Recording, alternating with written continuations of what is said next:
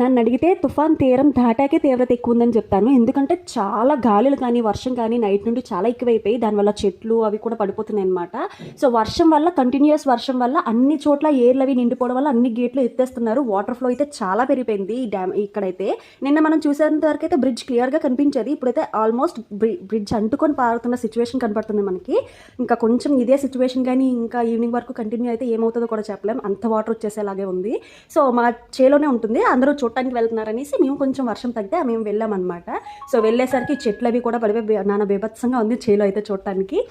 ఏంటంటే ఆ ఒడ్డున ఉండే మట్టి అంతా వాటర్తో కొట్టుకుపోవడం వల్ల ఫోర్స్కి ఆ సైడ్ ఉన్న మొక్కలు ఏవైతే ఉంటాయో పెద్ద మొక్కలు అన్నీ కింద పడిపోతున్నాయి. అలాగే ఊళ్ళో కూడా గాలికి చెట్లు విరిగిపోయి ఇళ్ళ మీద పడిపోయాయి అనమాట. బై గాడ్స్ గ్రేస్ ఎవరికి ఏం అవ్వలేదు. అలాగే గవర్నమెంట్ కూడా చాలా స్పీడ్గా స్పందిస్తున్నారు. సో చెట్లు అవి పడిపోయిన వెంటనే క్లియర్ చేస్తున్నారు. చూడాలి మధ్యాహ్నం కల్లా అంతా క్లియర్ అయిపోవాలని. మళ్ళీ ఒక మంచి వీడియోతో కలుసుకుందాం. అంతవరకు ఛానల్ చూస్తూనే ఉండండి. Bye bye.